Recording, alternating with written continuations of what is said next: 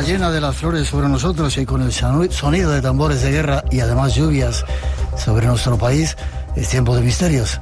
Comienza el Espacio en Blanco. Algo que hacemos en directo, como veis, la 1:06, 12:06 en las Islas Canarias, desde el estudio 101 de la Casa de la Radio, con los saludos de todo el equipo del programa. Con la voz un poco tomada, los saludos de José Nieto y Maru Arranz en la parte técnica, Natalia Sotillos en la realización y coordinación, y además Juan Gómez y Luis Miguel Domínguez en la redacción, y en su nombre este que os habla, como digo, con la voz un poco tomada, os da la bienvenida.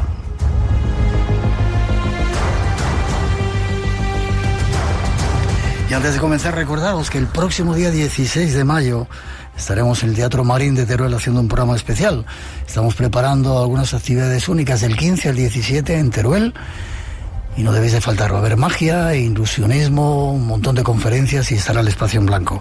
Sábado día 16 de mayo vamos a hacer el programa allí, os esperamos, queremos sentiros y estar cerca de vosotros. Tenemos forma de comunicar con todos vosotros. Déjate caer en nuestras redes. eBlanco Radio RN. Por WhatsApp 633 50 50 11. Y en el mail espacioenblanco@rtve.es. Redes que como siempre controlen Antonio Baena y Ramón Álvarez, y para hoy, no os lo perdáis, esto es lo que os hemos preparado.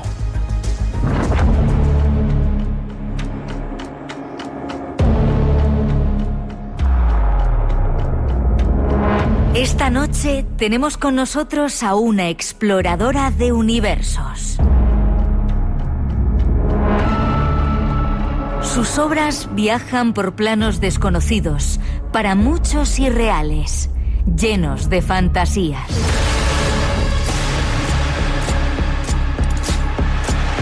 Pero nosotros sabemos que muchos de sus mundos son tan reales como el sonido que hoy te llega, que no puedes ver, pero sí sentir, convirtiéndose en auténtico. Un sonido que te sumerge en otras realidades, otros mundos donde, según dicen, según muchos creen, no existe vida. ¿O sí? Esta noche vamos a explorarlo junto a la autora, esta viajera de universos. Y nuestro sonido de hoy se llenará además de más voces, más compañeros que, como tú, saben que existen más certezas de las que nos muestran.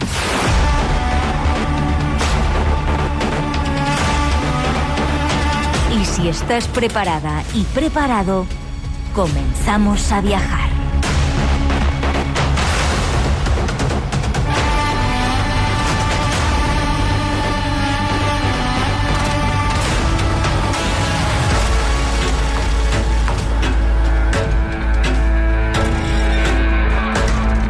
Eso y algunas sorpresas más nos esperan esta noche. Y solo nos queda saludar aquí en directo a dos invitados que han venido a vernos. Maite Navales. Buenas noches, Maite. Hola, buenas noches, Miguel. Encantada de estar aquí. Muchas gracias por invitarnos. Un placer volver a verte. ¿Eres una exploradora de universos? Todo lo que puedo, sí. ¿Sí? Me gusta crear universos, en mi caso fantasiosos, pero basándome siempre en experiencias reales, ya sean un poco mías o un poco de los que oigo, lo que leo, las mitologías. Y todo eso lo que me gusta es juntarlo en una sola historia y con eso crear un mundo. Un universo. Un universo, sí. Muy bonito, además.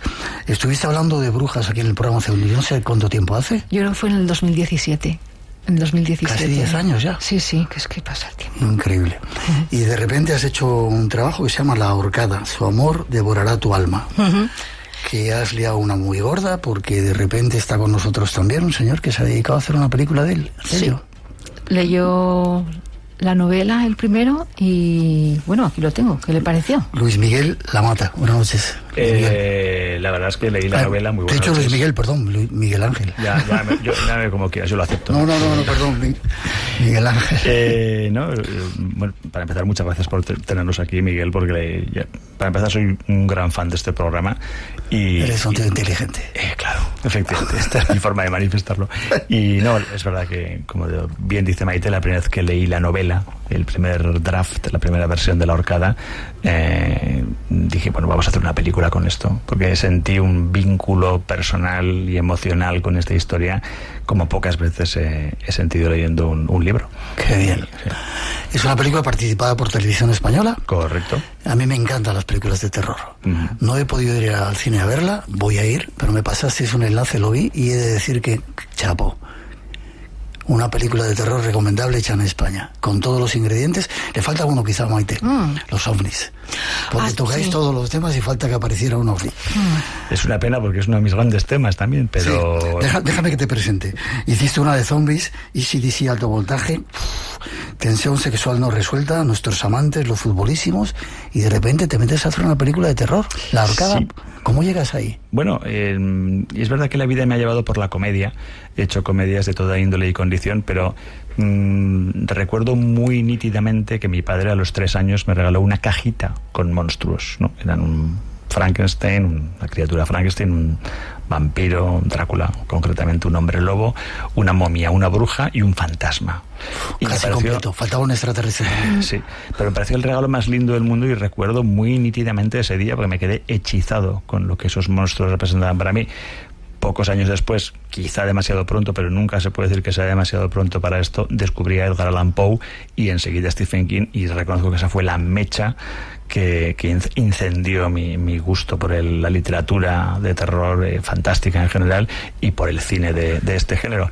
Y esta película me la debía por una cuestión de fidelidad a uno mismo, y espero que sea la primera de unas cuantas, porque me parece un género simplemente apasionante. Sí, señor. Además que gusta a todo el mundo, ¿eh? Parece que hay una curva ascendente hacia el interés de este tipo de cosas por los jóvenes.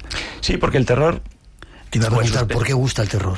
Bueno, el terror o el suspense paranormal yo creo que es como una especie de lente desde la cual puedes examinar de una forma, yo creo que novedosa u original, temas que nos conciernen a todos.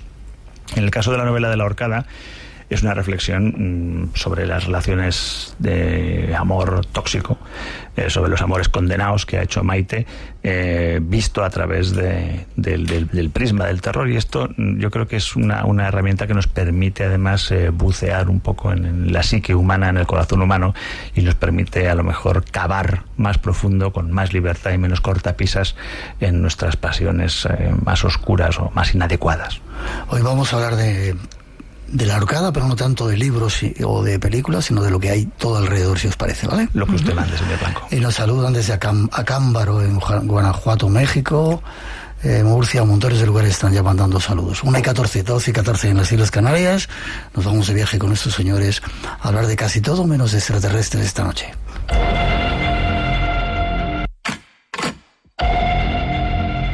Hoy vamos a viajar en torno a una obra que llaman La Ahorcada.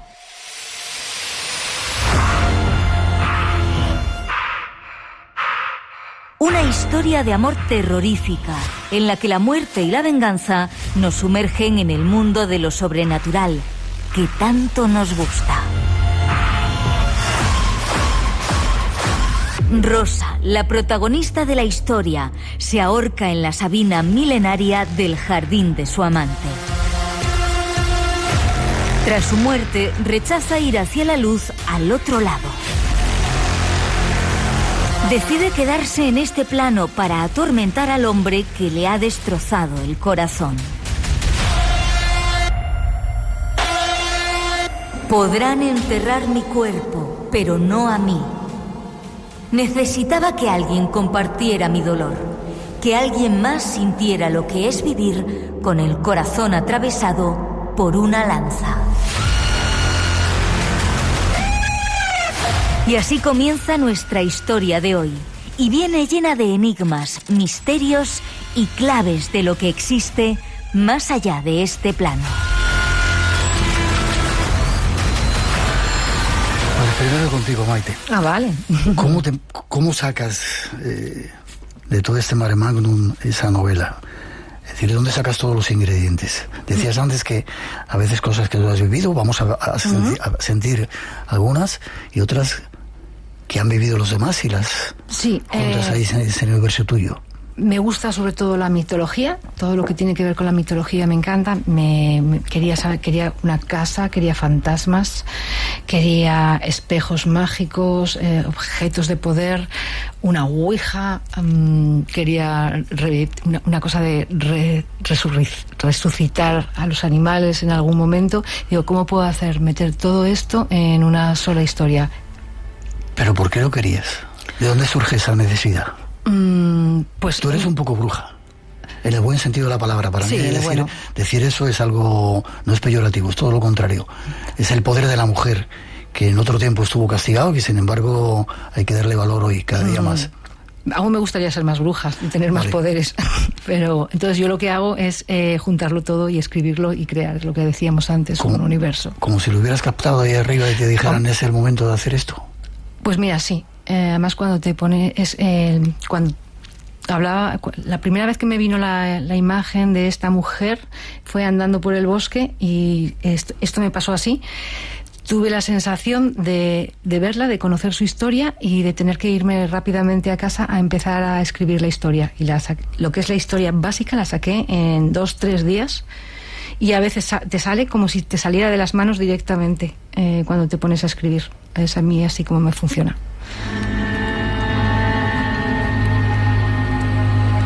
Si vieras cómo te miraba Miguel Ángel mientras estabas contando eso, es como si de repente algo te dijera, hay que contar ciertas historias, y eligen a ciertos humanos, como en tu caso, a ti, a vosotros. Yo creo que también las historias están como flotando en el aire. O sea, hay una cosa energética que está sobre nosotros, y entonces nosotros estamos aquí abajo, y a veces te enchufas a lo que sería la divinidad o esas energías, y puede ser tú o puede ser otra persona. Si tú no la coges, la cosa se irá y la pillará otro que esté. Pero es como si tú te enganches, sí, como si de repente te conectases y enganchases con unas ideas que son creativas. O sea, hay quien dice que las historias nos escogen a nosotros. Te iba a preguntar a ti ahora eso. Más que nosotros a las historias, pero creo que las historias nos escogen porque intuyen que somos el canal adecuado para contarlas, y supongo que les parecemos el canal adecuado porque hay vivencias nuestras que a lo mejor tienen que ver con las historias que acabamos contando. Esto es un punto de vista un poco romántico del asunto, pero yo creo en él. Luego Maite nos va a contar algunas de sus experiencias. Te pregunto a ti, ¿has vivido en el mundo del misterio cosas extrañas? Ya que ¿te gusta eso del misterio? Me gusta desde mi más tierna infancia, pero es verdad que siempre he sentido una, iba a decir inexplicable, pero no, creo que es rotundamente explicable, fascinación por todo lo que tiene que ver con estas cosas desde que era muy pequeño. Esto se puso muy de moda en los años 70 y en los años 80, hubo un auténtico boom de la parapsicología en España, como bien sabe usted, y es verdad que yo creo que todo el país está un poco en trance con esto. En los programas de televisión y radio se hablaba mucho, hubo también un auge de publicaciones en prensa, e incluso cinematográficamente hubo un gusto bastante grande por esto. No fue el único territorio mediterráneo donde esto se dio. Yo creo que somos un poco primos hermanos de los italianos en cuanto a nuestra fascinación por todo esto, y yo reconozco que fui víctima de esa fascinación, víctima feliz. Vale, luego nos tenéis que contar cosas más personales, si quieres. Yo he dicho que voy a hacer lo que usted me mande. Vale, no me trates de ustedes, si no lo conto. Pero así hay más misterio. Vale, entonces si es así, vale. Elegisteis una casa, quiero que escuches antes algo. Las casas están vivas. Es algo que todos sabemos. Nos lo dicen nuestras terminaciones nerviosas. Si guardamos silencio, si escuchamos, podemos oír cómo las casas respiran. A veces, en la oscuridad de la noche, las oímos gemir. Parece que tuvieran pesadillas.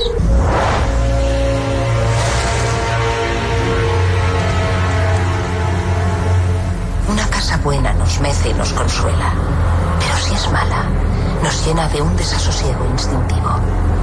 Las casas malas nos detestan y nos atraen con engaños. A ese odio ciego hacia nosotros es al que nos referimos cuando hablamos de una casa encantada. La película La Ahorcada se desarrolla en una casa. Cuando hablamos el otro día anunciando que la ibais a presentar, dijiste que estuviste buscando una casa en Teruel, me dijiste que era. Sí. ¿Y por qué esa casa que al principio no... Y ya sabes lo que decía eso, las casas, y veo que lo repetías, te sabías ese fragmento. Sí, esto es de Rose Red, sí. una serie de televisión que se hizo sobre la mansión esta que se autoconstruía sola, y Stephen King la transformó en un guión de una miniserie. Ya, este párrafo acaba con eso de hay casas buenas, hay casas malas y hay casas que se vuelven locas. Sí. No hemos querido poner todo porque era mucho más largo. No, pero lo resumo porque esa frase final me encanta, ¿no? Casas que se vuelven locas, es un concepto en sí mismo. No, pues estábamos buscando, por razones financieras y logísticas, queríamos rodar en nuestro adorado Teruel. Y vimos varias casas, bueno, nos convencían, pero siempre fallaba algo. Vimos una casa que descartamos muy pronto, que es la casa en la que acabamos rodando. La vimos en fotos y no nos gustó. Luego el localizador que estaba ayudándonos a buscar en Teruel la casa, 2 semanas después de haber descartado esta casa, nos dijo: deberíais ir a verla físicamente, no os conforméis con las fotos. Mi socio Raúl y yo fuimos a verla. No nos disgustó, pero también la descartamos. Y hubo una persona especial para mí con la que estuve un poco contrastando fotos que veía de casas que teníamos como posibles candidatas para ser nuestro lugar de rodaje, que dijo: esta casa tan desangelada, tan mustia, con esta energía tan bajita que se diría casi es un animal agonizante, dice, esta casa volved a verla por tercera vez porque os necesita a vosotros tanto como vosotros a ella. Y volvimos a verla ya con el jefe de arte, que le metió un repaso importante a la casa, insuflándola de vida por todos los lados. Y esa fue la casa en la que nos quedamos, esa casa en Castralbo, que es un municipio al ladito de Teruel capital. Y es verdad que era una casa que, bueno, te digo que parecía que es una casa que estaba muriendo. Hay una razón que lo explica, ¿no? Porque esa casa estaba así, porque tenía esa energía tan baja. Pero una vez la escogimos y la convertimos en la casa del personaje que interpreta Eduardo Noriega, un montón de cosas bonitas empezaron a pasar. ¿Quién te dijo que vieras esa casa? ¿Es evidente con la que tú vas a ver de vez en cuando y te cuenta cosas? Tú sabes que aquí tenemos poderes, por eso... Pues hombre, es una persona con una sensibilidad especial, sí, no sé si llamarla medium o llamarla bruja o qué rayos llamarla, pero sí que me dijo varias cosas. Me dijo que era una historia de La Ahorcada, es una historia de venganza al final, ¿no? Que eso lo puede explicar mejor Maite, el porqué de esa venganza. Y nos dijo, bueno, estas energías que hay en esta novela son muy oscuras, así que cuando vas a reclutar a 100 personas como mínimo para contar esta historia en forma de película y vas a sincopar todas las energías creativas que tienen un poder y un significado en torno a esta historia, tienes que aproximarte a esta historia con el corazón lo más limpio posible y con el máximo respeto posible a la oscuridad que vas a manejar, porque si no, no vais a salir triunfantes. Y lo más importante, ten en cuenta que cuando se manejan este tipo de energías pueden pasar cosas. Y la persona en cuestión me dijo que tanto al protagonista como a la protagonista podrían ocurrirle cosas problemáticas. Y ya te contamos lo que pasó. Que Eduardo Noriega tuvo un accidente de moto que casi se lo lleva al otro barrio una semana antes de arrancar el rodaje. Es una cosa bastante estremecedora si lo piensas.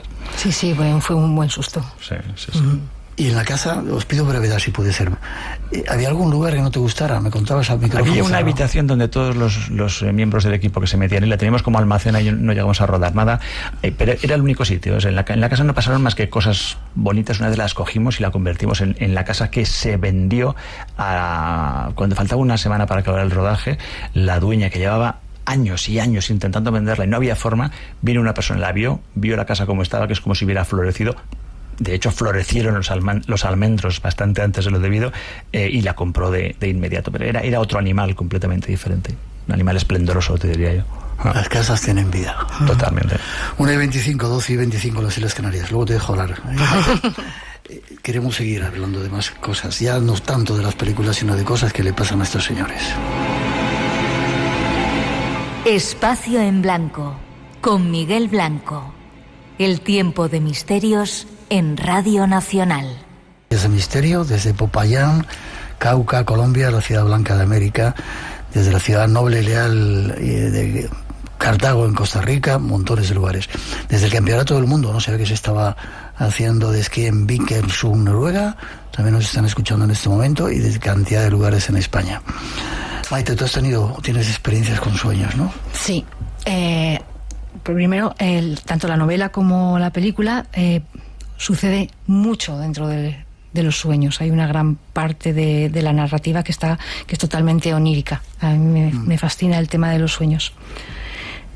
Para empezar, voy a empezar por mi padre. Mi padre tiene sueños lúcidos de toda la vida. Es capaz a día de hoy tiene 80 y pico años y no tiene ningún problema en manipular sus sueños y en hacer lo que le dé la gana dentro de los sueños, que no sé cómo lo hace. Yo esto lo podía hacer de pequeña, cuando era niña. Y he perdido la capacidad, pero no del todo. Y me pasa otra cosa, esta es personal. Con mi hermana... Espera, antes de que me lo cuentes.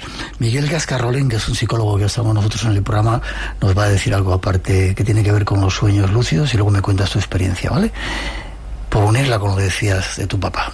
Más llamativo probablemente sea el primero que lo tuve en el 2013, y en ese sueño yo estaba subiendo una montaña y era un sueño común, y en lo alto de la montaña miré para abajo, sentí vértigo y yo reconocí el vértigo como una señal que solía ocurrir en mis sueños. Había trabajado en vigilia para que cuando se diera el vértigo la próxima vez me daría cuenta de estar soñando. Y efectivamente, me di cuenta de estar soñando. Entonces lo primero que se me ocurrió, que es lo típico que hacemos los unironautas al principio, es volar. Empecé a volar por un valle precioso, empecé a gritar de la emoción porque estaba teniendo un sueño lúcido después de varios meses que lo estaba buscando, y al gritar recuerdo que me dije a mí mismo, espero no estar gritando con mi cuerpo físico porque si no mi mujer te pasa está a ti, durmiendo al lado. nos está contando. Lo de volar, sí. ¿Sí? Sí, lo de volar, sí. Él es un especialista en sueños lúcidos, Miguel Gascarrolén, un psicólogo que lo practica, está en nuestro programa hablándonos de cómo hacerlos incluso. Uh-huh. ¿Sientes que vuelas cuando...? Sí. ¿Y controlas los sueños? Antes lo hacía mejor, cuando era más pequeña. Sí. Yo sí que he perdido más esta capacidad. Lo que pasa es que todavía tengo el sueño lúcido de saber que estoy soñando. Lo que pasa es que luego me vuelvo a perder. No acabo de volar bien, eso es muy ridículo, pero no acabo de volar bien y entonces me vuelvo a perder en el sueño y dejo de controlarlo. Esto me pasa. Y pasa también en la novela que la niña protagonista... Qué increíble el papel de la niña, ¿eh? Buah, sí, y la actriz es maravillosa, Concepción Silguero lo clava, lo hace brutal. Entonces ella tiene varias cosas, varios poderes. Uno es que ve a los muertos y otra que es capaz de lo que yo llamo caminar en sueños. Como que tiene sueños lúcidos y sueños astrales. Y luego está la ahorcada, que es capaz de entrar en los sueños de los demás y manipularlos y hablar y que pasen cosas. Aquí yo he conocido bastante gente, sobre todo niños, siempre niños, que les pasa esto. Me han llegado, o sea, me cuentan, sobre todo después de leer la novela, que algunos padres me cuentan cómo a sus hijos les pasa esto, que se ven salir del cuerpo, se ven a sí mismos, se ven que entran como en un gran fuego que sienten por dentro. Esto también me ha pasado a mí de pequeña, lo de sentir el fuego. Y comunicarse los sueños de unos a otros. Y esto a mí me ha pasado con una de mis hermanas, con la que yo dormía de pequeña. Me llevo 13 meses con ella, un año, y dormíamos juntas durante 20 años. Y teníamos sueños muy parecidos. Hay algunos de los sueños que aparecen en el libro con ruiseñores. En mi caso eran gatos, pero el sueño era mío. Pero es que mi hermana tenía exactamente los mismos sueños. ¿En el mismo momento? Pues al principio no lo sabía, pero con el tiempo que he ido investigando, yo creo que eran todos en el mismo momento. Entonces no tengo muy claro si soñábamos lo mismo o si una de las dos se lo pasaba a la otra. Y ya en los últimos años, hablando con ella, lo que he experimentado también es que cuando yo sueño con alguien, con algún muerto, no con todos, con algunos, tengo la sensación de que son mis abuelos o mis tíos que murieron, que vienen a visitarme. Entonces yo pensaba que esto era solo mi sueño, aunque yo la sensación que tenía no era que era un sueño, sino que eran de verdad, que eran ellos. Y hablando con mi hermana, un día me dijo, yo también he tenido ese sueño. Y una vez, hablando en la misma semana, habíamos tenido el mismo sueño con el abuelo en la terraza de la playa, en el Balancín. Habíamos tenido el mismo sueño en la misma semana.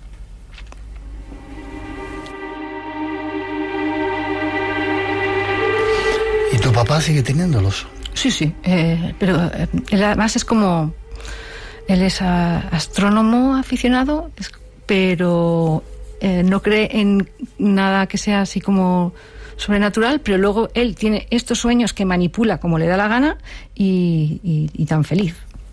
Y eso lo sigue haciendo con 82, 81. ¿Y has pensado que quizá alguien que haya vivido una historia parecida a la que contáis en la película y en el libro, como decías, cuando ibas por ese bosque, te dio el toque para que tú fueras quién contara ese amor y el amor que devora el alma? Sí, a ver, yo sí que creo en estas cosas, como que algo te puede llegar, las energías, como las puedes sentir, como la gente que ve presencias. Hoy me ha pasado una cosa. Hoy. Cuéntanos. Vale, venía aquí pensando en que te quería hablar pues de cómo yo creo que los niños realmente son especialmente sensibles al otro lado, al más allá, a los fantasmas o a los espíritus. Y como mi niña Patty era así, y todas las experiencias que me han contado. Y hoy he conocido a una mujer, no sé cómo, se ha puesto a contarme que su hija, cuando tenía 3 años, veía presencias, que tenía que dormir contra la pared para evitarlas, como veía en sus sueños a unos niños, pero la niña tenía 3 años en ese momento. También hablaba de una niña que había debajo de la cama y cómo se movían cosas en la casa. Y dice, esto parece increíble. Dice, pero claro, yo no lo creía. Digo, a ver si mi hijo está mal de la cabeza o alguna cosa así. Y finalmente lo que hizo fue llamar a una persona para que fuera a limpiar la casa. Y fue lo único que al final consiguió que todo se calmara en la casa. Y esto duró durante varios años, hasta que vino la persona a limpiar la casa. ¿Cómo lo hizo? Porque yo quería saberlo. Esto no me lo ha explicado, dice, porque no lo llegó a ver. Dice, pusieron incienso y tal. Dice, pero tú en mi casa ponías el incienso encima de la mesa y salía volando. Así, tal cual. Y esto me lo han contado hoy, hace media hora antes de venir hacia aquí. ¿Sabían que venías al espacio? Sí, no, se lo he dicho, digo, hostias, cómo se mueve la energía porque que me lo hayas contado justo hoy, que te haya conocido hoy, y que justo cuando estoy pensando en cómo yo puedo transmitir esto, llega ella y me lo clava.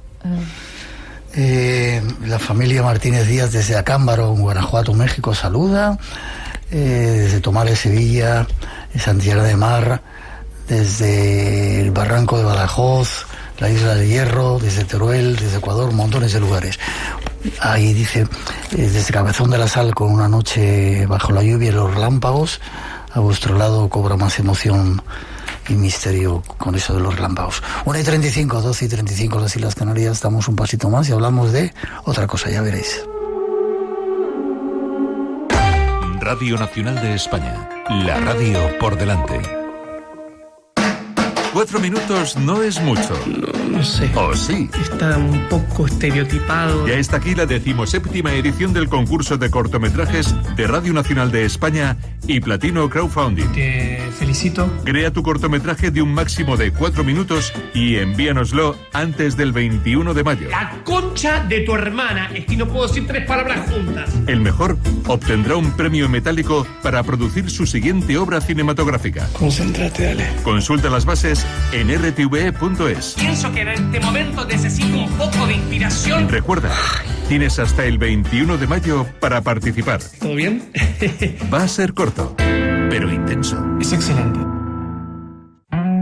La cultura es una reflexión desde todos los campos científicos y artísticos. Hay que dejar de verlas como creaciones, sino más bien como creadoras, al mismo nivel que las fotógrafas. Así suena la cultura cuando se mira sin prisa. El teatro no deja de ser un refugio de encontrarnos con el ser humano, que, como decía Borges, fingir que es El ojo crítico. un público. Ángeles Caso. Los fines de semana abre bien los ojos, porque la cultura... Radio Nacional de España. Dicen que la mirada de un gato puede atravesar lo invisible. ¿Qué secretos se esconden detrás de esos ojos dorados? Durante siglos, la gente ha hablado sobre los gatos y los mundos ocultos. En el antiguo Egipto, los gatos protegían el viaje del alma. En Japón, se cree que sienten a los espíritus pasar. Los chamanes ven a los gatos como guardianes de la energía, moviéndose entre reinos que apenas percibimos. Algunos dicen que cuando tu gato mira fijamente a la nada, está leyendo un mundo que no podemos tocar. ¿Ven energías? ¿Fantasmas?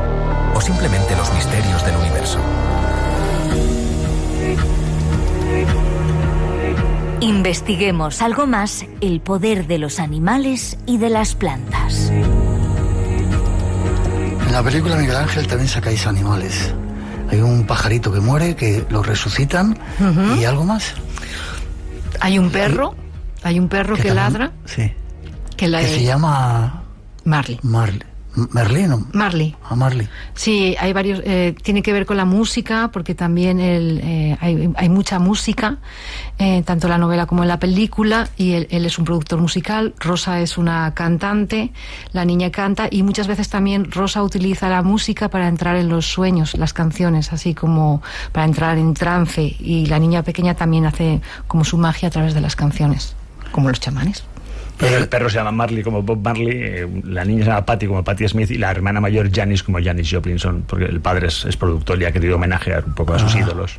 Y hay un árbol que también existe en la casa. Sí, de hecho estábamos casi haciendo más un casting de árboles de poder, casi que de casas. O sea, buscábamos una casa que tuviera un árbol, y al final la que encontramos pues tenía ese árbol que a lo mejor era menos majestuoso de lo que habíamos imaginado, pero creo que al final acabó siendo claramente nuestro árbol, y que ella puede explicar mucho mejor que yo la importancia del árbol en la historia. ¿Por qué?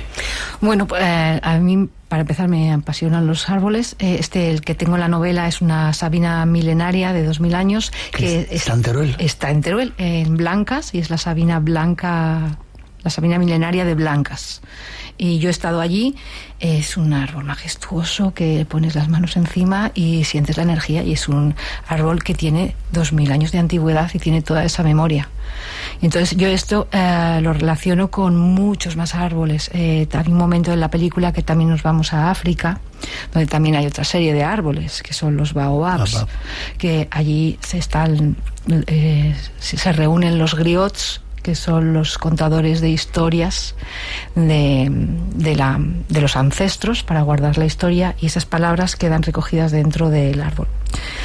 También está en África, y yo intento para mí están todos relacionados. Los árboles están conectados unos con otros, como las líneas ley, que están estos puntos de la tierra donde la energía es especial y donde los velos son más finos. Y está el árbol Iroko, también en Benin, que está habitado por un espíritu bastante... creo que es maligno, y que mejor Acabamos de venir de por allí, de Benin. ¡Ah, qué maravilla! Mira, me muero de ganas de estar allí alguna vez. Sí, que sí. Entonces estos son algunos de los árboles que más me gustan. También hay en Japón, hay otros que se llaman Juboko, que son los árboles que sangran, que han crecido en un sitio donde ha habido mucha muerte y mucha sangre, normalmente después de una batalla, y que pueden tragar tragar la sangre de la gente o chuparles la sangre. Son árboles vampiros.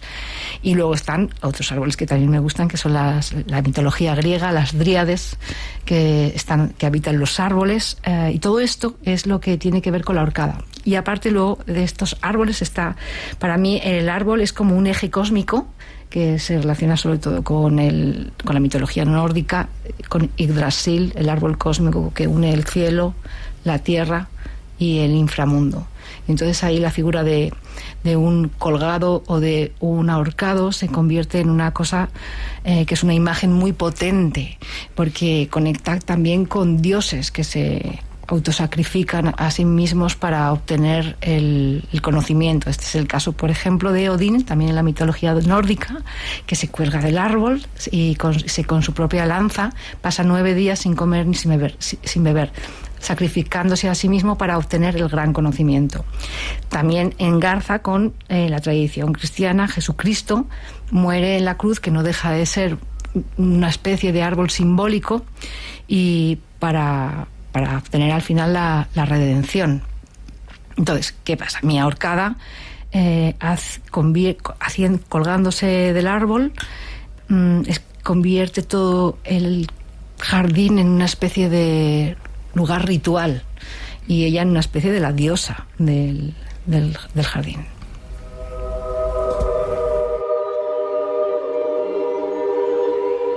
Desde Nueva York nos desean feliz noche.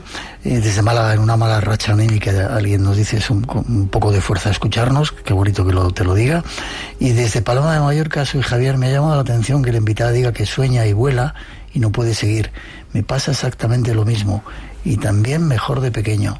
No eres la única. Y hablabas de animales, de gatos. ¿Has tenido gatos?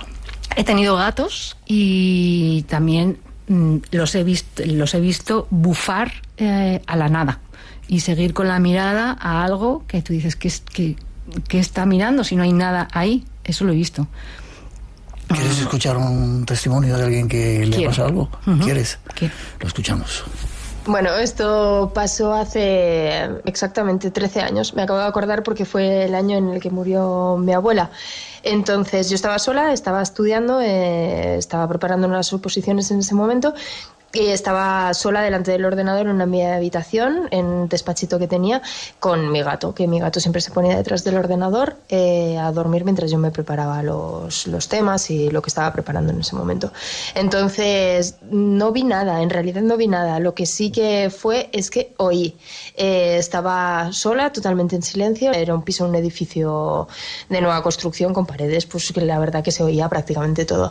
Entonces oí como unos pasos por el pasillo, muy cerca de la habitación donde estaba yo.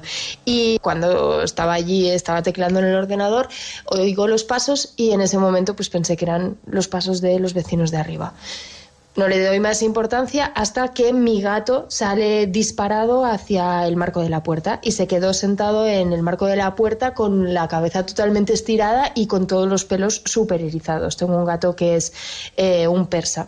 Entonces estaba así como atacada y entonces yo me levanté y porque seguía escuchando los pasos. Eran como muy claros en el pasillo y se me cayó como una especie de espada que tenía en la pared, se tumbó de repente. Entonces yo, claro, lo asocié muy rápido como a la muerte de mi abuela, ¿no?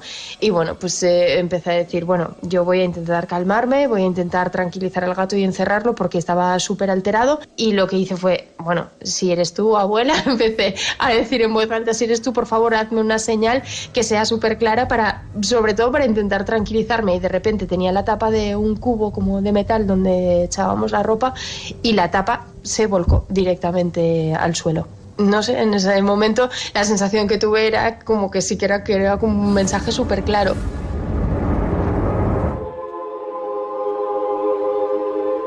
Y parece que la abuela mandó un mensaje y el gato lo sentía.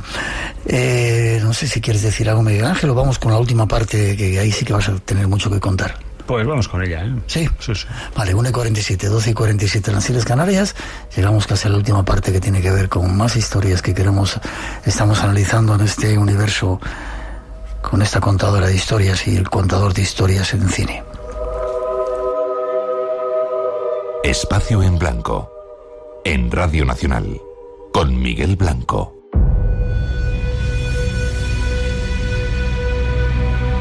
Más capítulos a indagar en estos universos mágicos que hoy visitamos. Entran en escena ahora los objetos de poder. El canal Mira Esto X9G nos ofrece algo de información. En todo el mundo se hallaron objetos normales, con historias oscuras. Desde Egipto hasta Mesoamérica hay reliquias que nadie toca. Algunos trajeron enfermedad, otros locura. Se decía que tenían espíritus o hablaban en sueños. Para los antiguos no eran malditos, eran poderosos. Muchos se enterraron con reyes para protegerlos. Hoy están en museos, pero aún causan accidentes. Superstición o verdad, quizás no debimos despertarnos.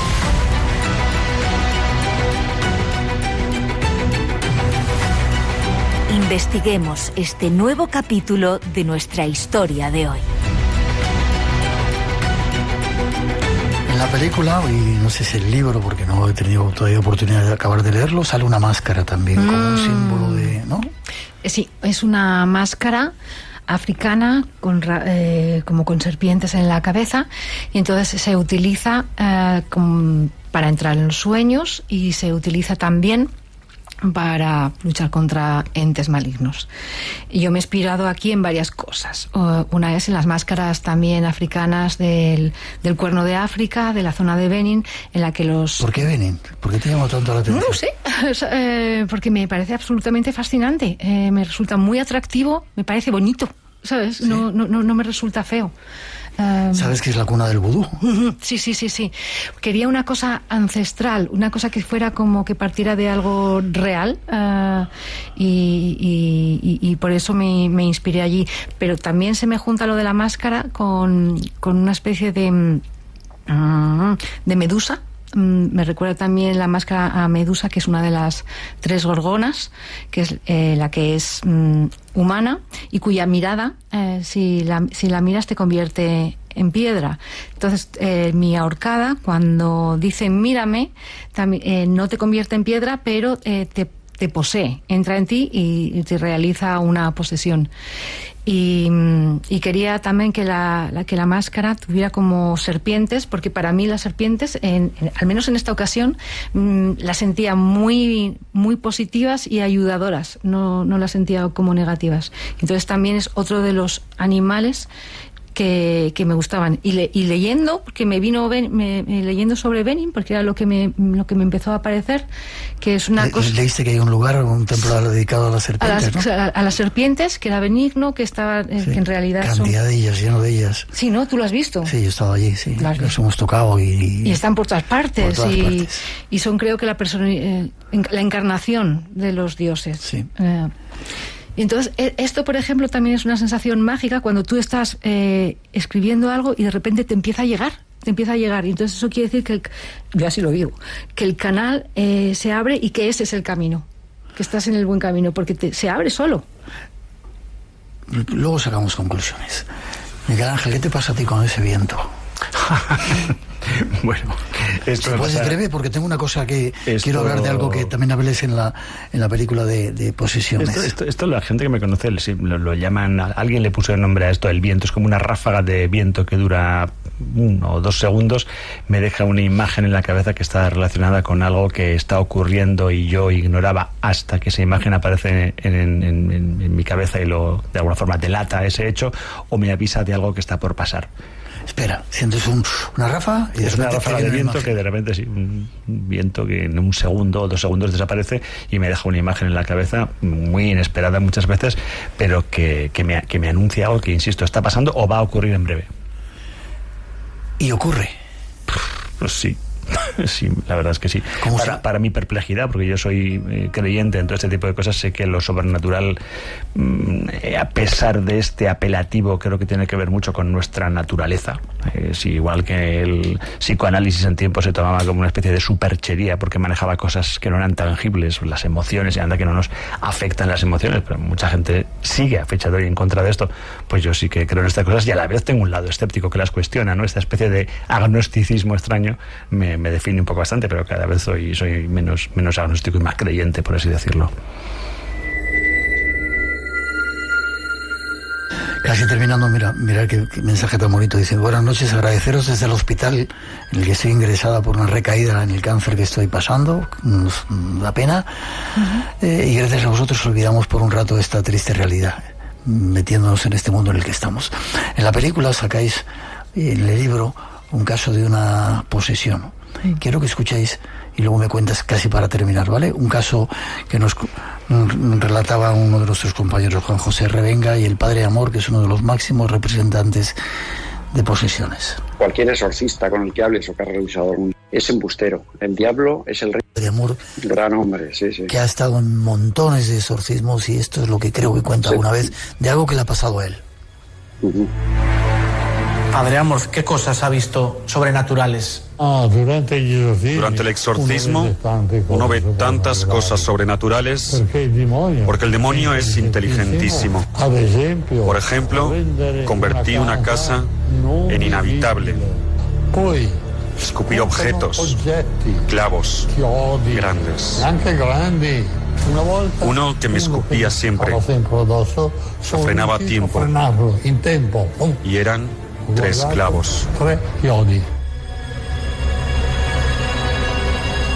3 chiodi, 3 clavos. ¿Cómo se puede explicar esto? Y lo dice el Padre Amorth, que no es un personaje que lleva muchos años, ha estado muchos años haciendo esos pues, ¿sabes lo peor de todo eso que cuenta? Dime. Que es verdad. Bueno, pues... Que si has estado ahí, lo has visto. Y yo he visto eso también otra vez arriba en el Marañón, en el Alto Amazonas. Sí. También en una invocación para quitarle el demonio a una muchacha que le había dejado el marido por endemoniada.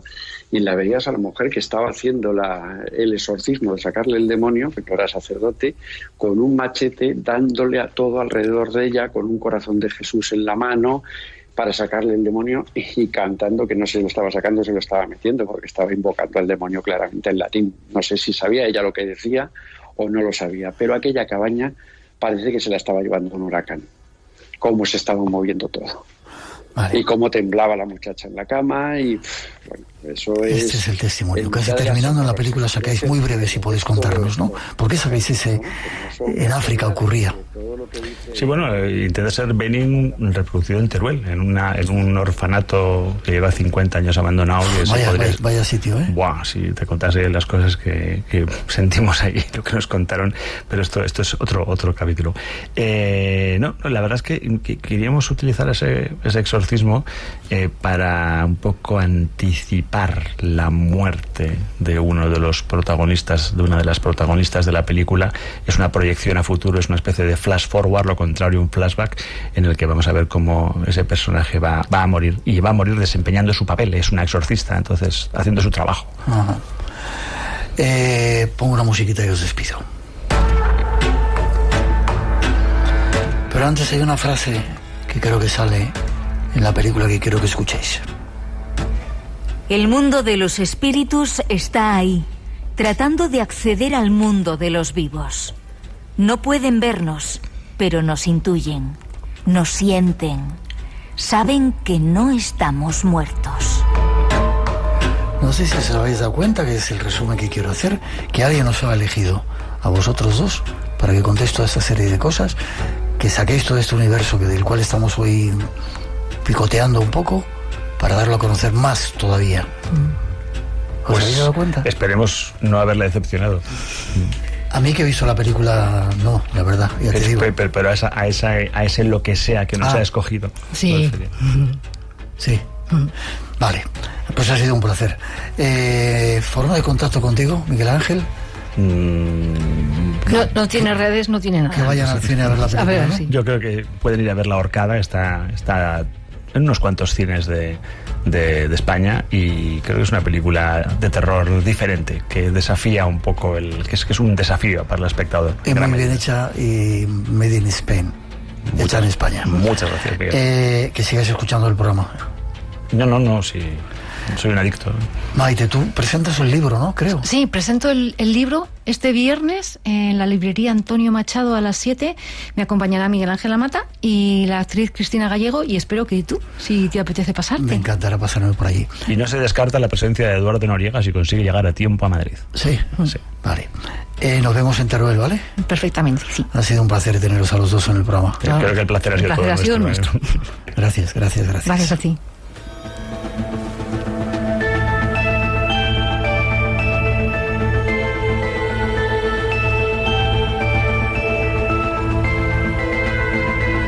Hemos de hacer una pausa. Llegan nuestros compañeros de las noticias, la información de las 2, la una en las Islas Canarias, pero tras ellas vuelve el misterio. Nos queda toda una hora apasionante de Espacio en Blanco con nuevos temas, así que preparaos.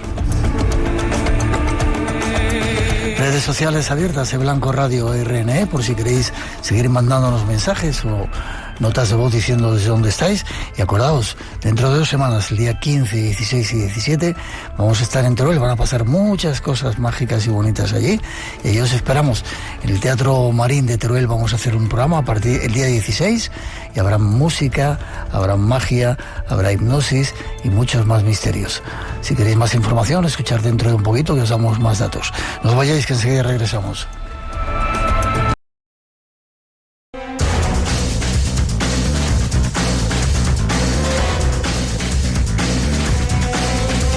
Son las 2:05, 1:05 en las Islas Canarias. Saludos de nuevo. Seguimos en directo desde el estudio 101 de la Casa de la Radio, disfrutando de este tiempo de misterios aquí en Radio Nacional.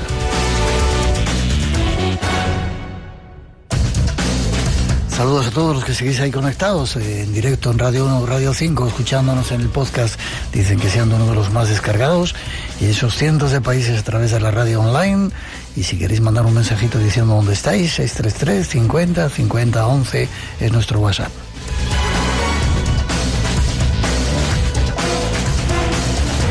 Y seguimos con más temas que tienen que ver con algo que va a ocurrir este año en nuestro país. Con ellos dejamos. A contestar preguntas como estas. ¿Por qué en China decapitaban a los astrólogos que no predecían un eclipse? ¿Por qué un eclipse total tarda 375 años en repetirse en el mismo lugar? ¿Qué era el mecanismo de Antiquitera y para qué servían sus 30 engranajes? Informaciones que nos pueden servir para prepararnos para esta fiesta del sol que este mismo año vamos a vivir en nuestro país.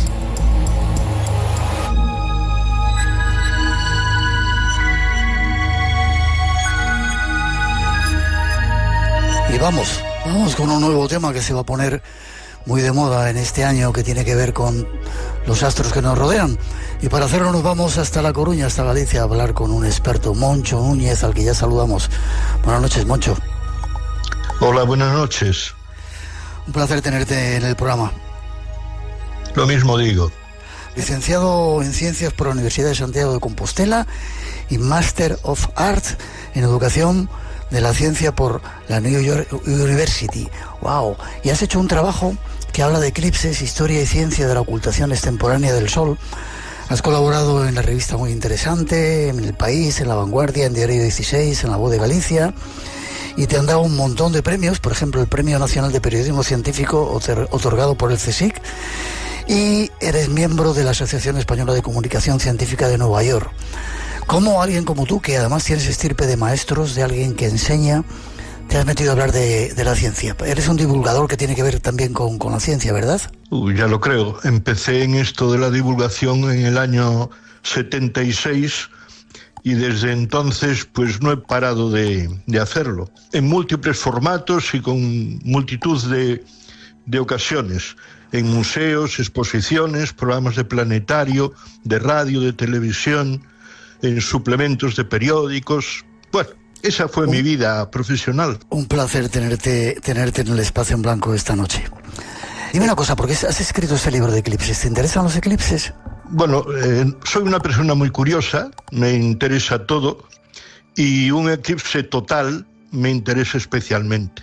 Yo creo que lo primero que hay que decirle a la gente es que un eclipse total no tiene que ver con uno parcial, ni siquiera con uno parcial al 99%. No tiene nada que ver. Mientras haya un poquito de luz solar, pues sigue siendo de día. El total es algo distinto. Pues vamos con nuestro invitado a disfrutar. ¿Por qué son tan asombrosos los eclipses desde la antigüedad? Pues son asombrosos porque precisamente nos hurtan el sol, nos lo quitan. Tenemos que pensar que el sol nos da luz, nos da calor, y el sol es el que hace posible la vida sobre la tierra. Sin el sol desaparecería la vida. Los antiguos, cuando estaban acostumbrados a que todos los días el sol se pone pero vuelve a salir, pero eso de que en la mitad de un día se haga de noche y se vean estrellas, eso tiene que causar pánico. Y mucha gente o muchas culturas los han visto como augures de un mal presagio que va a suceder. ¿Por qué? Bueno, es normal que un suceso extraordinario se quiera vincular a otro suceso extraordinario. Y el hecho de que el oscurecimiento del sol fuera algo negativo, pues parece que establecía como lógico que el presagio fuera negativo. Y bueno, esa es la lógica con la que funcionan estas cosas.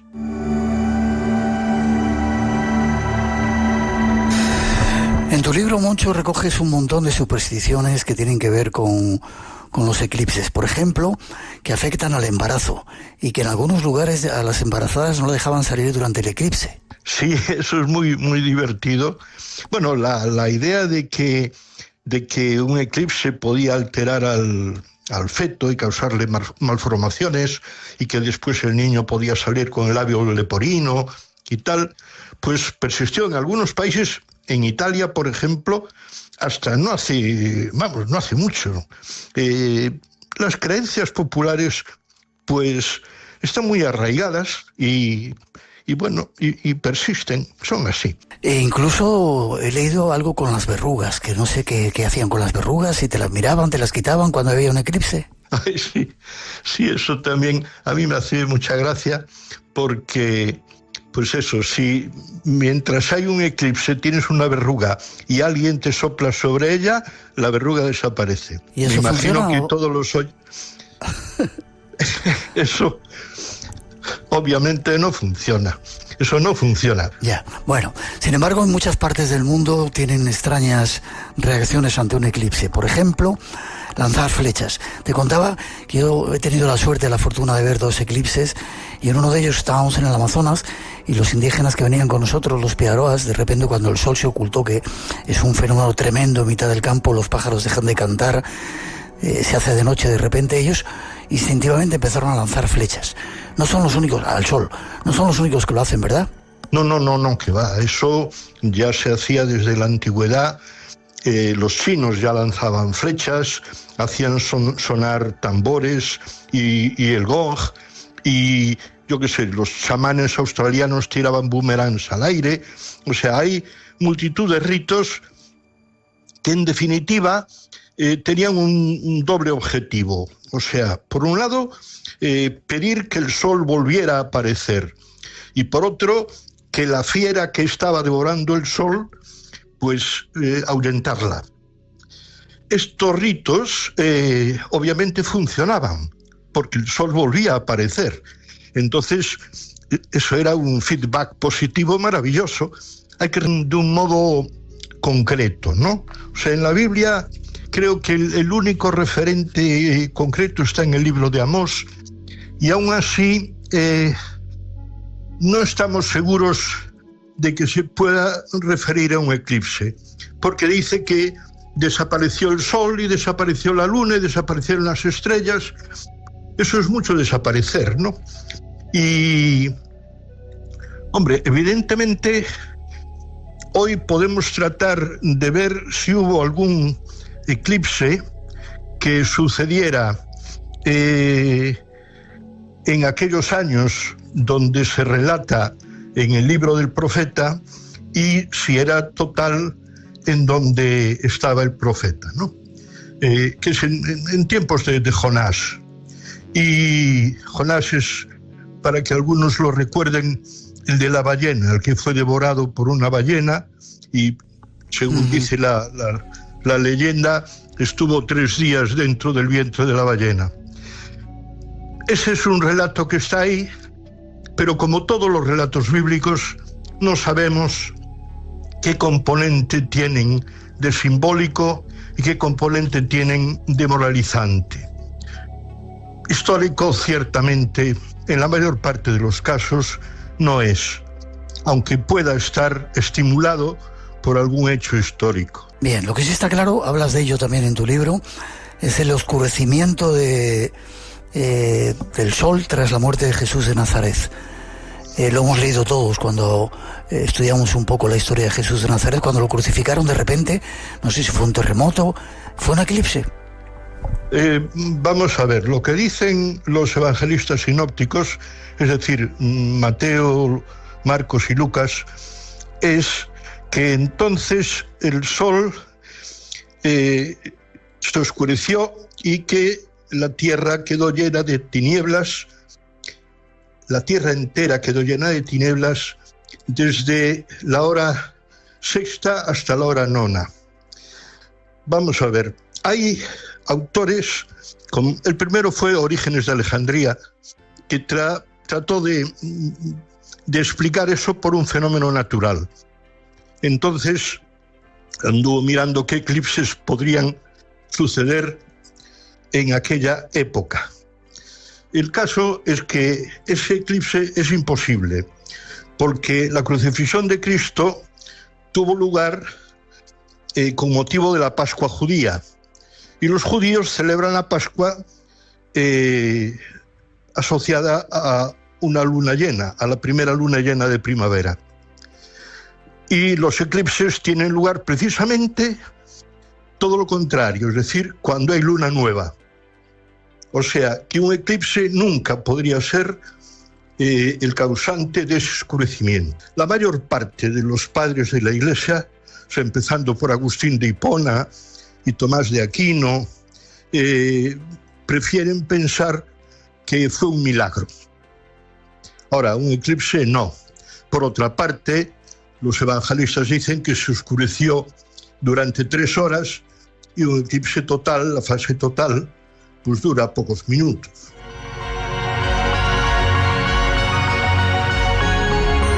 Nos vamos hasta la América precolombina para tratar de ver cómo lo veían los mayas, los eclipses, y si los aztecas hacían sacrificios.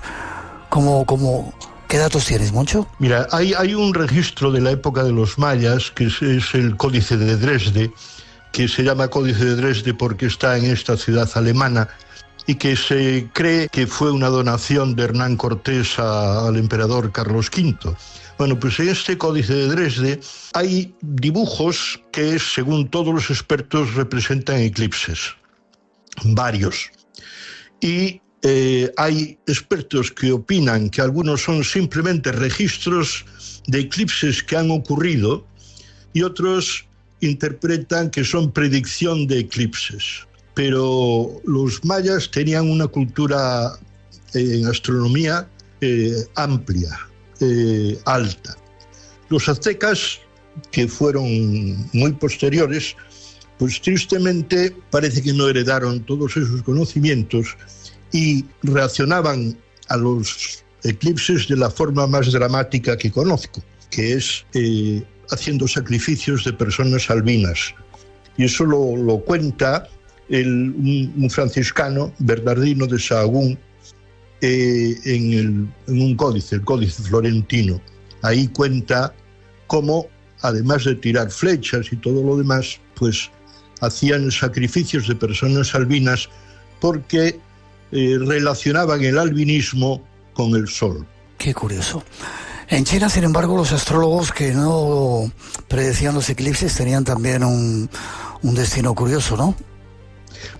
Bueno, sí, esa es yo creo que es una leyenda, aunque en un libro de Confucio se narra como histórico. Vuelvo a lo de antes, ¿no? Es imposible distinguir en un texto antiguo si una cosa fue histórica o si es una leyenda. Pues bien, se habla de 2 astrólogos que no predijeron un eclipse porque estaban borrachos, 2 astrólogos imperiales. Y entonces, bueno, aunque ellos no predijeron el eclipse, el pueblo reaccionó bien, tiraron las flechas, gritaron, sonaban los gong y tal, y el sol volvió a aparecer.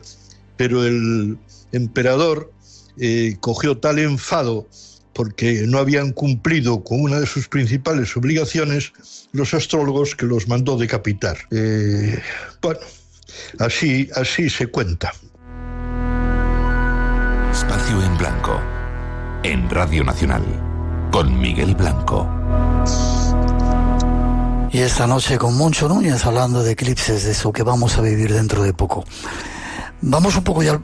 Bueno, luego te preguntaré algunas, como ese burro que rebuzó en Plasencia y el mecanismo de Antiquitera, que hablas en tu libro de ello. Pero ¿por qué tardan 375 años en repetirse los eclipses en el mismo lugar? Es una cuestión de geometría. Vamos a ver. El eclipse total de Sol se produce cuando la Luna se interpone entre el Sol y la Tierra. La Luna causa una zona de sombra que es un óvalo, cuyo tamaño depende sobre todo de la distancia a la que esté la Luna de nosotros en ese momento. Como todo el mundo sabe, la órbita de la Luna alrededor de la Tierra es una elipse. A veces está más cerca y a veces está más lejos. Y al Sol le pasa lo mismo con respecto a la Tierra. La Tierra alrededor del Sol, pues también describe una elipse. En función de esas dos variables, el tamaño de la mancha de sombra de la Luna sobre la Tierra es más grande o más pequeña. ¿Con esto qué quiero decir? Eclipses de Sol hay varios en todo el año, entre 2 y puede llegar hasta haber 5, pero se ven en un lugar de la Tierra determinado, dependiendo, pues, eso, de la geometría de posición entre el Sol, la Luna y la Tierra. ¿Por qué suceden tan pocas veces? Porque la manchita de sombra es pequeña y entonces le toca a unos pocos. Y siempre, Moncho, ocurren con luna nueva, no con otro tipo de luna. Claro, porque es la Luna la que se interpone entre el Sol y nosotros, y para que se interponga nosotros no podemos ver nada iluminado de la Luna, porque quien lo ve es el Sol que está detrás. Hemos hablado de testimonios de eclipses en la Edad Media, en Oriente Medio. De repente llega la época de la ciencia y comienzan a explicar esta serie de cosas, con lo cual las supersticiones y las leyendas se van acabando, ¿verdad? Evidentemente, o sea, lo que ha aportado la ciencia es explicación racional a un fenómeno asombroso y sorprendente. O sea, el Sol sigue siendo igual de importante para nosotros que lo era para las antiguas civilizaciones, o incluso más, porque ahora hemos desarrollado muchas formas de la energía, pero la energía fotovoltaica depende del Sol, la energía eólica depende de los vientos, y los vientos son causados por variaciones de temperatura que genera el Sol. La energía hidroeléctrica proviene del agua que viene de los ríos, pero quien levantó el agua desde los océanos a las nubes fue el Sol. O sea, toda la energía que consumimos los seres humanos, menos la geotérmica y la nuclear, tuvo su origen en el Sol en algún momento. Todo el petróleo que hay, todo el carbón, pues viene de vegetales que existieron en su día y que quedaron sepultados y se convirtieron eso en petróleo y en carbón. ¿Cómo no vamos a depender de él?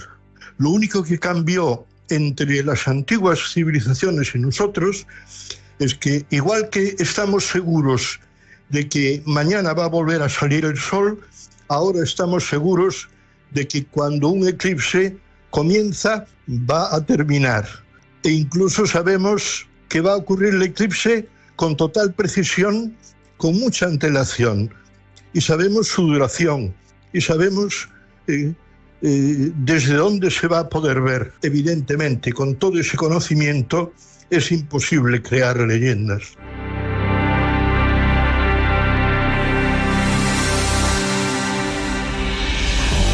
Y casi terminando, Moncho, ¿qué tiene que ver el mecanismo de Antiquitera con los eclipses? ¿Era un sistema para saber cuándo llegaban? Es un mecanismo que, por cierto, se llama de Antiquitera porque fue en esa isla en donde unos buzos que buscaban esponjas lo encontraron un pecio, ¿no? Pero se cree que, se sabe que no era una pieza única, que había varias maquinitas como esas. Pensemos en un reloj con muchos engranajes, 38 engranajes tenía, creo, el mecanismo de Antiquitera, y servía para reproducir los movimientos de los planetas en el cielo. de los cuerpos solares, de los cuerpos del sistema solar. Entonces, moviendo este mecanismo, se podían ver cuándo volverían a coincidir en una posición determinada la Tierra, el Sol y la Luna. Por eso se cree que podían servir para predecir eclipses. De hecho, Arquímedes de Siracusa se sabe que construyó por lo menos 2 de esos mecanismos, que después el general Marcelo, cuando sitió Siracusa y vencieron los romanos en el sitio, que por cierto fue cuando mataron a Arquímedes, pues se llevó estos mecanismos para Roma. Eran piezas de relojería de extraordinaria calidad. Curioso. Casi para terminar, hablas de un burro que rebundó en Plasencia en el eclipse de 1900. ¿Nos cuentas esta historia casi para acabar? Eso dice una crónica. Bueno, lo cuento como anécdota de reacciones que se cuentan que tienen los animales en la fase del eclipse total. Antes has hecho referencia a que las aves se callan y que se posan en tierra. También las palomas vuelven al palomar, las gallinas entran en el gallinero. El eclipse del 12 de agosto, para ver sobre todo cuál es la reacción de mi perro.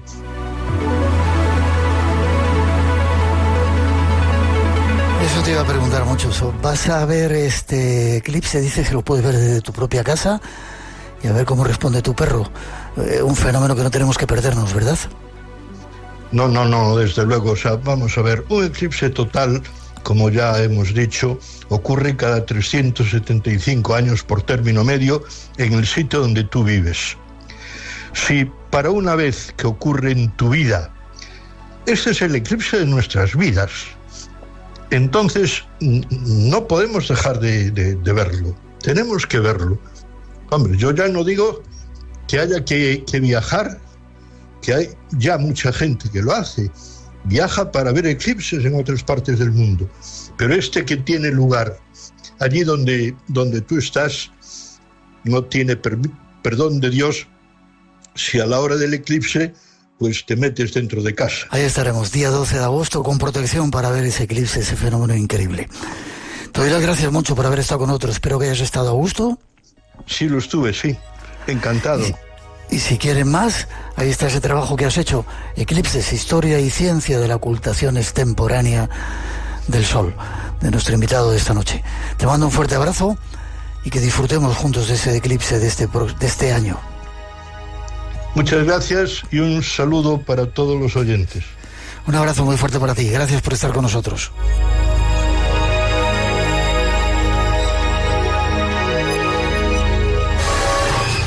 En Radio Nacional, el misterio continúa.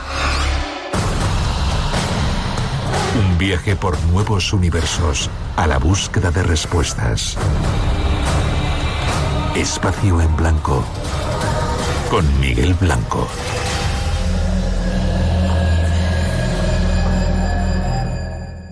Buenas noches a todo el equipo de Espacio en Blanco. Os hablo para felicitaros por vuestro trabajo, para deciros que sois ese programa que semana tras semana nunca defrauda, después de tantísimos años. Muchas gracias por estar ahí, chicos, aportando tantas historias curiosas.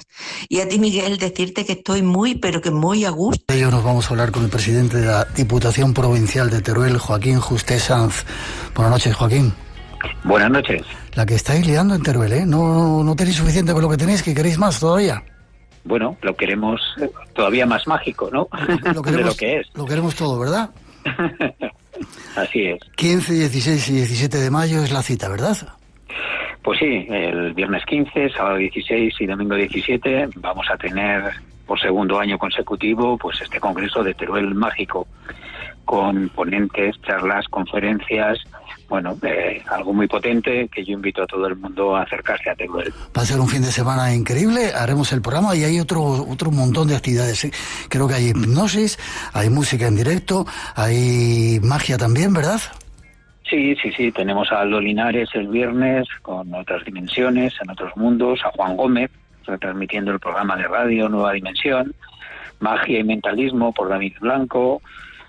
Luego el sábado tenemos a Marta Salmamed, a Jesús Callejo, Sebastián Álvaro, al Coronel Baños. Bueno, como muy bien has dicho, pues también evidentemente la retransmisión del programa Espacio en Blanco y hasta música, porque en la plaza más emblemática que tiene Teruel, que es la Plaza del Torico, tendremos un tributo a Joaquín Sabina, que también, bueno, trufado con todas estas conferencias. El domingo tendremos a Javier Sierra por videoconferencia, que, bueno, pues nuestro escritor más internacional, ¿no? Tendremos a Antonio Pampliega también, en Territorio Pampliega, y cerraremos con esa actuación de hipnosis tan potente de Jorge Astiaro.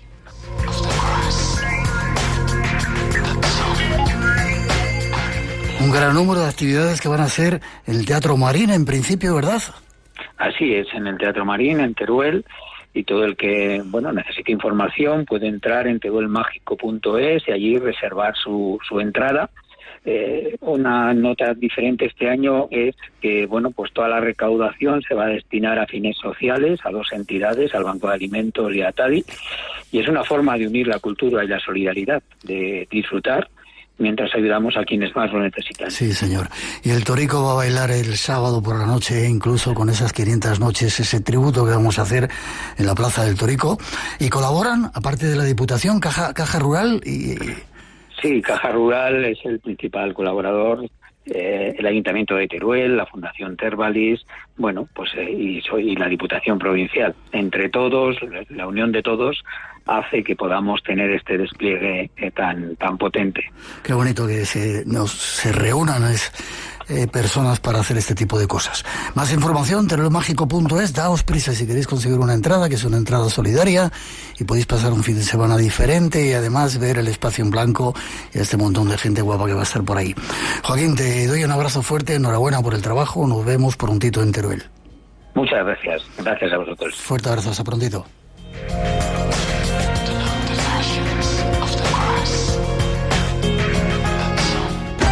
Radio Nacional de España, la radio por delante. No eres un espectador pasivo, sino que eres un protagonista activo, ¿no?, dentro de la escena. Esta semana nos metemos en la piel de los jóvenes gracias a la realidad virtual para mirar el mundo con otros ojos. Sufrir, vivir, sentir una experiencia de manera realística, claro. Cruce de cables, David Sierra. Además, ponemos números al auge de la movilidad eléctrica y descubrimos el misterio del inventor español que se carteaba con Tesla. Cruce de cables. Tecnología para tus oídos. Los domingos a las 3 de la madrugada, las 2 en Canarias. Y cuando quieras en RNE Audio. Voy a contaros un cuento de un niño que nunca crecía. Y como se imaginarán, ese niño es Peter Pan. ¡Bienvenidos a Nunca Jamás! Pero no todo el cuento es como lo plasmó Disney en la gran pantalla. También hay un lado oscuro. Los amigos empiezan siendo enemigos y los enemigos empiezan de Peter Pan y de su autor, de James Barrie. Memoria de Delfín, Arturo Martín Lafuente. No se lo pierdan. No creo en los cuentos. Los lunes a la 1 de la madrugada, las 12 en Canarias. Y cuando quieras en RNE Audio. Radio Nacional de España.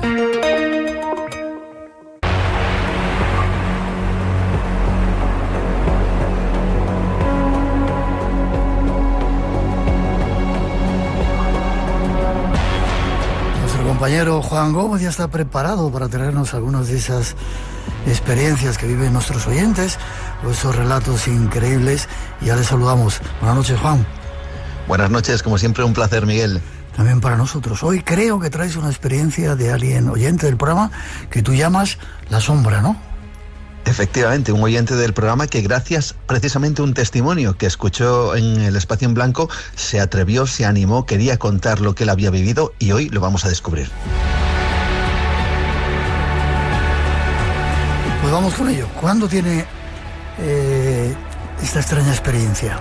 Sí, o esa esta visita experiencia, o la sombra, no sé cómo llamarlo. Efectivamente, ahora lo vamos a descubrir. Esa visita, esa sombra, se produjo durante un periodo de una semana en donde, bueno, él tenía una situación personal, luego lo comentaré, y en esa situación en donde uno está, una vez más, en la cama, en su habitación, 3, 4 de la madrugada, tiene una primera experiencia en donde ve lo siguiente. La escuchamos. La primera vez, bueno, tanto la primera vez como las otras dos más, yo siempre estaba durmiendo, siempre ha sido. Y de golpe y porrazo, yo creo que despertarme. Porque yo lo que he visto, yo creo que es real. Me acuerdo, la primera vez, en los pies de la cama.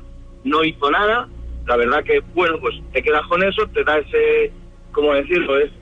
No es una sensación agradable, pero bueno, lo dejé como si fuera un sueño, no le di la demasiada importancia.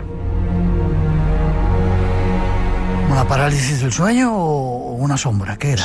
Sí, probablemente una parálisis del sueño. Él abre los ojos, ve una sombra a los pies de la cama, cree que tiene que ver pues por esa situación en donde estás durmiendo y quizá se evoque algo en la mente extraño y, como le hemos escuchado, no le dé importancia. Pero claro, si te parece, vamos a descubrir cómo era esa sombra, porque lo describe de la siguiente manera y ya esto empieza a asustar, Miguel. Ha sido una sombra negra, con forma humana, altura, calculo 2 metros, algo más de 2 metros, solo se veía, era una sombra negro, no llegaba a verle el rostro, no llegaba a ver si tenía manos o no tenía manos. Tremendo cuando ocurre eso en tu habitación por la noche, que tienes este tipo de experiencias. ¿Le pasa solamente una vez o se repite? Se repite, estamos hablando de exactamente 3 ocasiones. La segunda vez ya él nota que aquello ya no es solamente algo producto de ese momento de duermevela. Tiene la sensación de que eso es absolutamente real, sobre todo porque esa sombra ya no está a los pies de la cama, está en otro lugar, así lo cuenta. La segunda vez ya sí que fue, pues ya digo, encontrarte, abrir los ojos y encontrarte a tu lado una sombra negra de más de 2 metros de alto.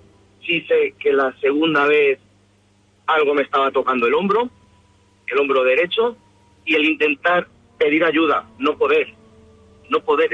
Entonces por eso muchos me decían que a ver si iba a ser parálisis del sueño, pero es que era demasiado real. ¿Te imaginas estar ahí, ver la sombra y encima que te esté tocando el hombro?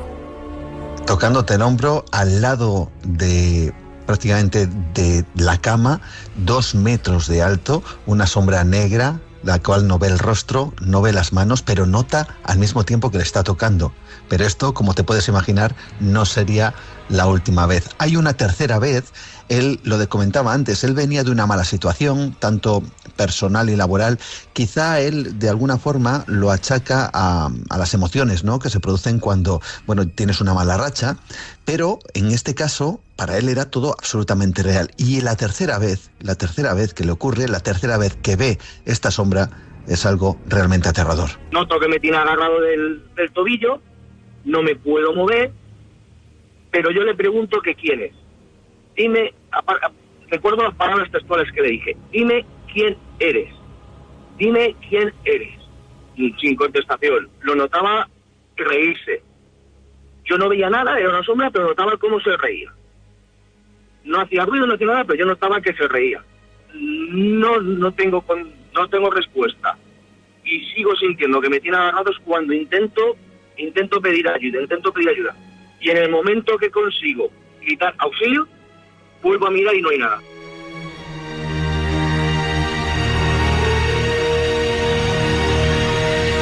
Y encima te tienen agarrado y encima una risa. ¿Hizo algo para que no volviera a ocurrir esto o para tratar de entenderlo? Claro, esto lo hemos escuchado en más de una ocasión, Miguel, seguro que tú lo sabes. La recomendación, si es que se puede decir así, de cuando una persona tiene este tipo de experiencias, lo primero, tranquilizarse. Hay gente que recurre a rezar, ¿no?, como si de alguna forma el rezo exorcizara o pudiera de alguna forma ahuyentar a esa sombra, a ese ser o a esa visión que tienen en ese preciso instante. Y él, que es muy devoto, hace, vamos a decir, que ese ejercicio a su patrón, ¿no?, a la persona o al santo que él tiene, digamos, como señal de identidad. Y tiene un sueño que parece que le da una respuesta. Esta es. Justamente en ese momento, yo tengo 2 perras, empezaron a ladrar encaromadas a la escalera que daba al baño, de golpe y porrazo, sin nada más. Y esa misma noche ya duermo sin ningún problema y tengo un sueño que es en la procesión. Estamos llevando al patrón en procesión, se cae, se rompe, yo voy a recogerlo y una voz, lo recuerdo, me dice: hoy me he roto por ti, no volverá a entrar en tu vida. Y desde aquel día no he vuelto a tener ninguna visita más.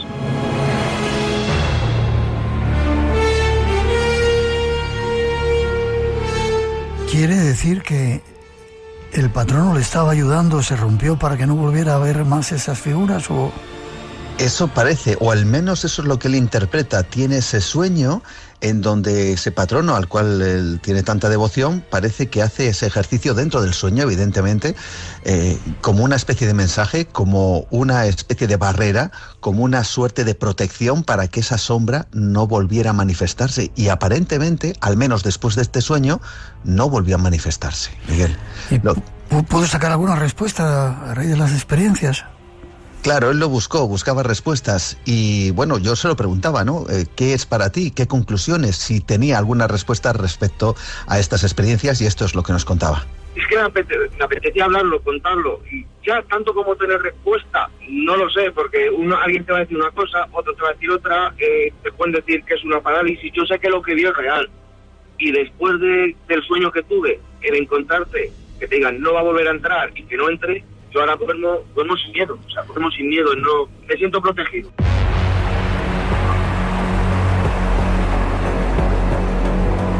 Qué bien que los oyentes se pongan en contacto contigo, con nosotros, para contar sus experiencias.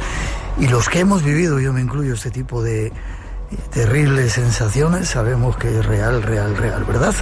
La sombra. Sin duda alguna, la sombra, esa sombra que aparece en la oscuridad de la noche, pero dicen que es más oscura que la propia noche. Forma de contacto contigo, porque se siguen animando y te cuentan historias que luego sacamos aquí en el programa. Pues a través de mi perfil en Facebook, Juan Gómez Ruiz, pueden enviarme un mensaje directo, o a través del email del programa o dedicado al programa, juangomez_gmail.com, donde siempre nos dicen estos oyentes que tratamos todos estos temas con muchísimo respeto y que por eso se animan a contarlo. Como tiene que ser. Y que nunca, que no vuelvan a suceder experiencias como esta, y ojalá no le suceda a mucha gente, pero si se ha sucedido, contárnosla o cualquier otro tipo de cosas. Como siempre, un placer, Juan, un abrazo fuerte. Igualmente, Miguel, fuerte abrazo a todos. Hasta muy prontito. Adiós.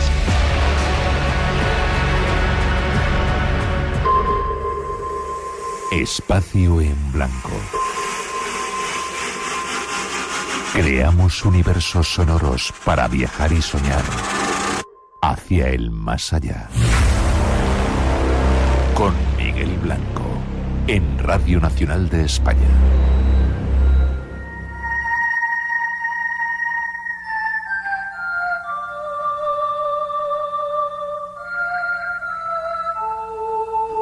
Un nuevo tiempo para viajar hasta la naturaleza, pero esa naturaleza diferente que nos trae nuestro compañero Luis Miguel Domínguez, al que ya saludamos.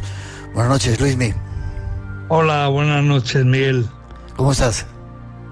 Pues mira, estoy muy bien, de verdad. Me alegro mucho. Hoy creo que nos vas a hablar de mosquitos, animales pequeñitos que dan molestias, ¿no? Sí, sobre todo, especialmente de uno que, fíjate, está considerado por la Unión Internacional para la Conservación de la Naturaleza una de las 100 especies invasoras más dañinas del planeta, el mosquito tigre.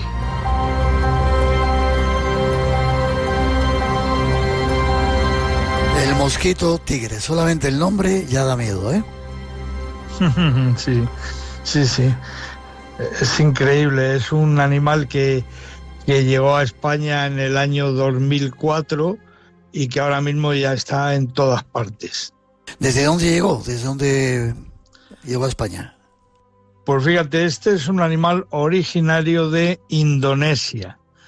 Llegó primero a Roma, Italia, y a partir de ahí sabíamos que era cuestión de tiempo que apareciera en la península ibérica.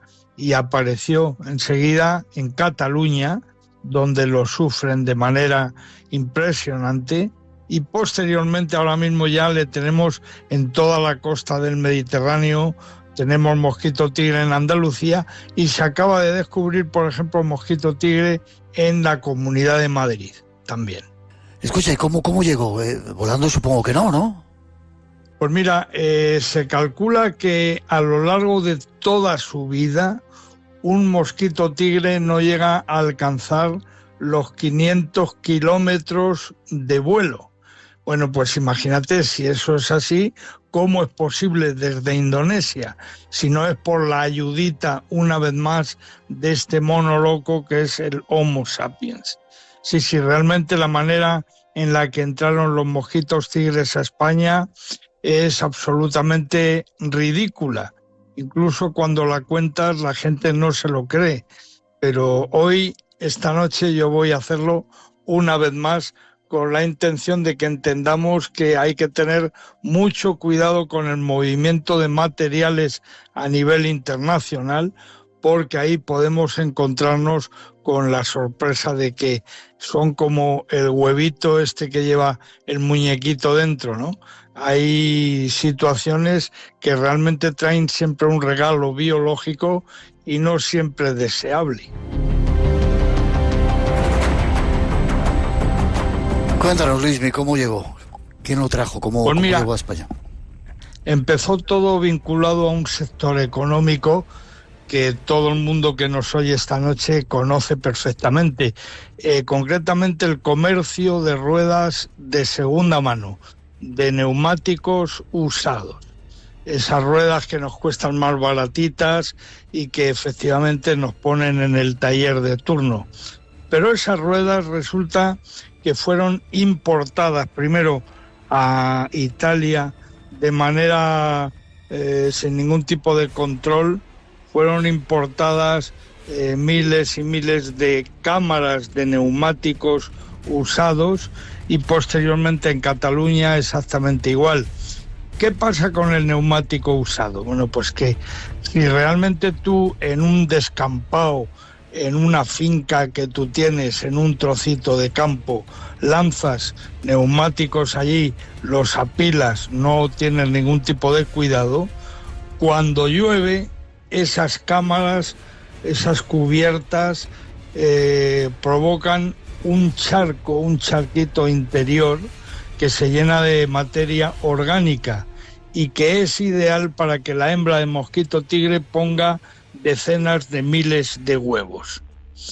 Entonces, si yo importo sin ningún tipo de control zoosanitario, si yo importo miles de neumáticos usados, pues me voy a estar trayendo conmigo decenas de miles, si no millones, de huevos de mosquito tigre que acaban eclosionando y acaban viviendo entre nosotros.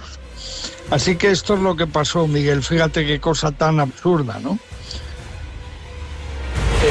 Resulta que en Indonesia, fíjate, en Indonesia, de donde este mosquito es nativo, las hembras viven en los huecos de los árboles de la selva, que cuando viene una lluvia racheada se llenan de agua.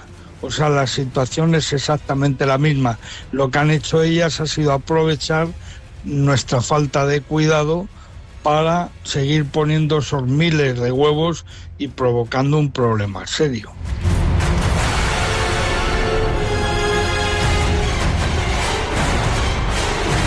Increíble las acciones de los seres humanos a donde nos pueden llevar. ¿Qué características tiene este mosquito? ¿Y por qué es tan peligroso? Mira, el mosquito tigre a nivel estético se va a identificar con facilidad. Es un animal prácticamente negro, decorado por un montón de rayitas de color blanco, incluso una longitudinal que le recorre, digamos, lo que sería el dorso, la espalda, de color blanco. Las patas tienen también rayitas. Por esto se le llama mosquito tigre. ¿Por qué es especialmente peligroso el mosquito tigre? Bueno, pues mira, además de que pica y duele muchísimo, eso está claro, incluso pica con ropa, incluso con una camiseta, con unos calcetines. Aparte de eso, es que este es un mosquito que pertenece a un género distinto a los mosquitos autóctonos nuestros. El mosquito tigre pertenece al género Aedes y por tanto es el vector principal de enfermedades tropicales como la fiebre amarilla o el mal de chikungunya, por ejemplo, ¿no? El dengue hemorrágico también lo transmite, y lo que quiero decir con esto es que ya tenemos a un vector aquí que nunca tuvimos, ya lo tenemos, y ahora lo único que nos falta es que llegue alguna persona afectada por una de esas enfermedades y se empiece a provocar un problema de salud pública muy serio. Un mosquito peleón, aparte de tigre. ¿Hay forma de combatirlo?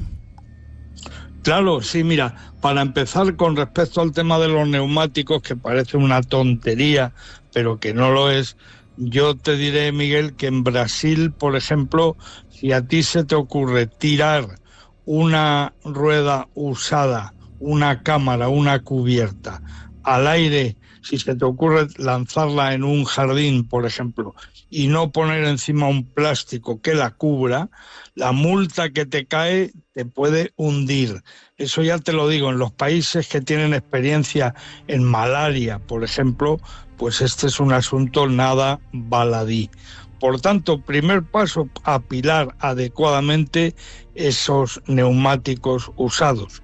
Apilarlos adecuadamente es tal cual estoy diciendo, poner uno encima de otro y luego colocar un gran plástico que los cubra. De esa manera, cuando llueva, el agua no va a formar esa balsa con materia orgánica que tanto le gusta a las hembras de mosquito tigre.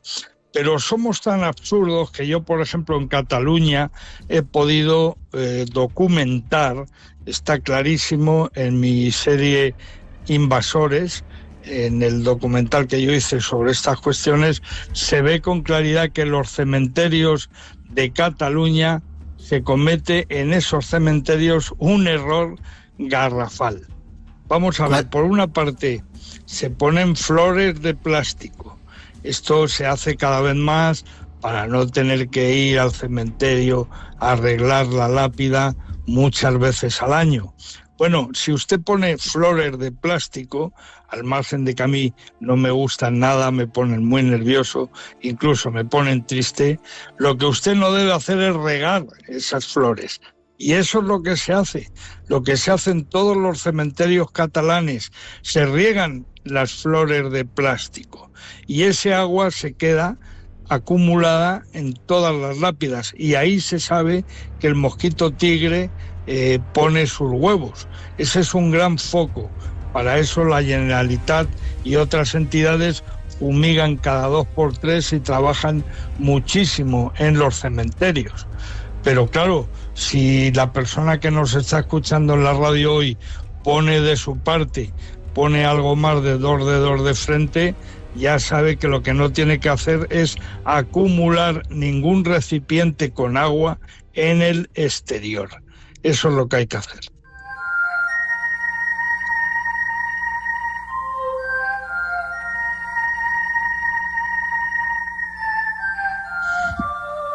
Ya hemos aprendido algo más de ese mosquito tigre, un mosquito peleón que nos trae problemas. ¿Forma de contacto contigo, Luismi? Y gracias por los consejos. Mira, Miguel, a través de mi correo electrónico, que es lmdominguez@gmail.com. Y luego en todas las redes sociales, lmdomínguez o Domínguez LM. Como siempre, muchas gracias por todo, que sigas divulgando esa naturaleza de esa manera especial que tú lo haces. Fuerte abrazo. Oye, gracias, Miguel, de verdad. Y un saludo muy especial para todos los oyentes de Sant Cugat del Vallès.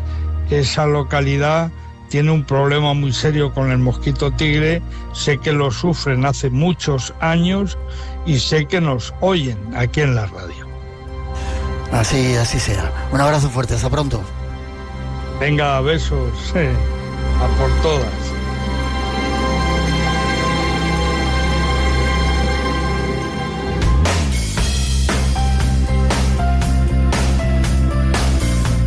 A las 12:57, 1:57 en las Islas Canarias es el momento de cerrar momentáneamente el espacio en blanco, pero volvemos en breve.